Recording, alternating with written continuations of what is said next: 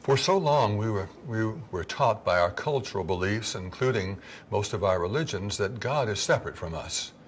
It's a kind of dualism where God is up there, we're down here. Came from a flat earth sky god concept. God was good, I am bad. God's powerful, I'm weak. All those kind of dichotomies.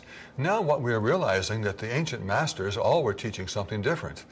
Even though people interpreted Jesus' teachings that way, he was saying, I and my Father are one, you can be the same. Or I'm the vine and you're the branches. We're all part of the same thing, he was even saying back then. But that wasn't taught too much in my religious teachings when I was growing up. We were all separate, and we had to beseech God to give us some power to do something. Now what we're understanding from the new physics is that there's just one unified field of consciousness in the universe. That unified field contains all information. All the power of the universe is there. All that's past, present, and future is encoded there. We cannot be separate from that field. We are all part of it. So in that sense, we're all part of that which we call God. We're a part of the source. We're part of that power. We just live in the illusion that we're separate from it. That's the source of all of our suffering. You know, Albert Einstein said about 100 years ago that it's just an optical illusion that we're separate.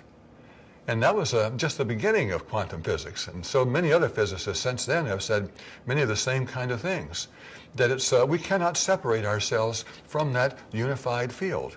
Therefore, we cannot separate ourselves from what we call God, or what we have called God.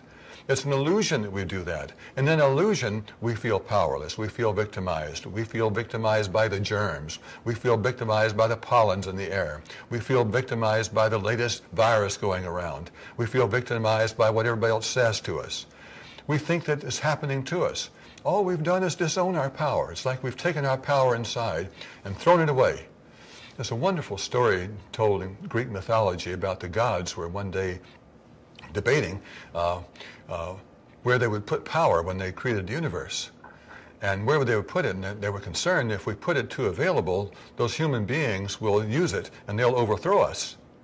And so they talked about it. Well, let's put it at the bottom of the ocean. And the other god said, no, man's pretty creative. He'll find a way to get down to the bottom of the ocean and find it. The other one said, put it at the top of the highest mountain. He won't get up there. No, they're really persevering. They'll find a way to get to that high mountain. Then finally, one of them said, I have an idea where we could put it.